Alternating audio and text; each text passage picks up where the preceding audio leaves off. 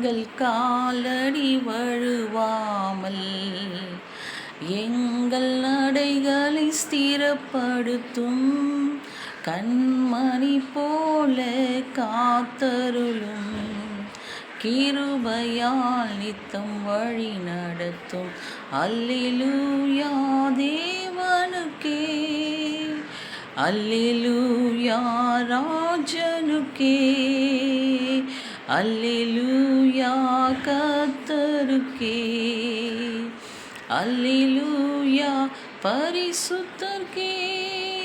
Praise the Lord. எல்லாம் எப்படி இருக்கீங்க? நல்லா இருக்கீங்களா?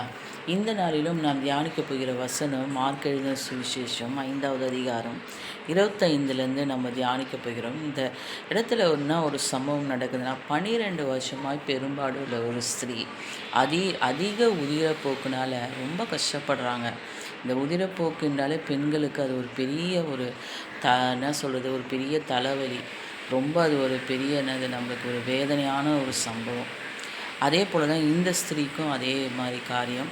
ரொம்ப கஷ்டப்பட்டு நிறைய டாக்டருங்களை போய் பார்க்குறாங்க, பணத்தெல்லாம் செலவழிக்கிறாங்க. அப்போ கூட என்ன அவங்களுடைய வாழ்க்கையில் ஒரு மாறுதல் நடக்கலை, ஒரு சரீரத்தில் ஒரு அற்புதம் நடக்கலை. அப்போ தான் அவங்க என்ன பண்ணுறாங்க, இயேசுவை குறித்து கேள்விப்படுறாங்க. கேள்விப்பட்டு பாருங்கள், இயேசுவை குறித்து 27வது வசனத்தில் சொல்லுது, இயேசுவை குறித்து கேள்விப்பட்டு நான் அவருடைய வஸ்திரையாகிலும் தொட்டால் சுஸ்தமாவேன் என்று சொல்லி ஜனக்கூட்டங்களுக்குள்ளாக அவருக்கு பின்னாக வந்து அவருடைய வஸ்திரத்தை தொட்டால் என்று வாசிக்கிறோம். பாருங்கள், அந்த அம்மாவுடைய விசுவாசம் பயங்கரமான ஜனக்கூட்டத்தை பார்க்குறாங்க. ஆனால் அந்த அம்மா விசுவாசம், இயேசு தலை மேலே கையை வச்சு ஜெபிக்கணும்னு அவசியம் இல்லை, அவருடைய வஸ்திரத்தை தொட்டால் கூட போதும், நம்மளுக்கு அற்புதம் தான். அவர் முழுவதும், அவர் ஃபுல்லாக அவருடைய கை விரல் எங்கே, அவருடைய துணி ஆடை எல்லாத்துலேயும் அற்புதம் தான். அது தொட்டாலே போதுன்ற ஒரு விசுவாசம். எப்படிப்பட்ட ஒரு விசுவாசம் பாருங்கள். இன்றைக்கி நிறைய பேருக்கு நம்ம அந்த மாதிரி ஒரு விசுவாசம் இல்லை. ஊழியக்காரங்க கையில் ஜெபிக்கணும், அவங்க எங்களுக்கு எங்கள் தலை மேலே கையை வைக்கணும் அப்படின்னு. ஆனால் இந்த அம்மாவுடைய விசுவாசம் பாருங்கள். இன்னொன்று அந்த இடத்துல சூழ்நிலையெல்லாம் பார்க்கல, கூட்டமாக இருக்குது, எப்படி போவோம் வரும் அதெல்லாம் இல்லை.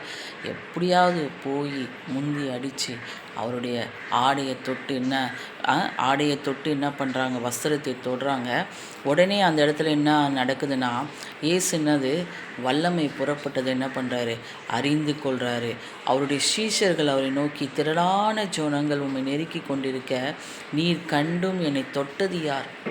ஆண்டவருக்கு தெரியும்ல, அவருடைய வல்லமை வெளியே போனது, யார் தொட்டது என்று அவர் என்ன பண்ணுறாரு, கேட்குறாரு. அறிந்திருந்தார். அப்போது உடனே தன்னிடத்தில் சம்பவித்ததை அறிந்த அந்த ஸ்திரீயானவள் பயந்து நடுங்கி அவர் முன்பாக விழுந்து உண்மையெல்லாம் ஆண்டவரிடத்தில் சொல்கிறாங்க. அப்போ ஆண்டவர் என்ன சொல்கிறாரு, அவளை பார்த்து, மகளே உன் விசுவாசம் உன்னை ரட்சித்தது. எப்படிப்பட்ட ஒரு விசுவாசம்! ஆடையை தொட்டாலே எனக்கு அற்புதம். அப்படி தான் பேதுருவும் யோவானும் நடந்து போகும்போது அவர் நிழல்பட்டு அவருடைய ஆடைப்பட்டு சுகம் பெற்றாங்க. அதே வல்லமை பாருங்கள், அதே தான் இங்கேயும் நடக்குது.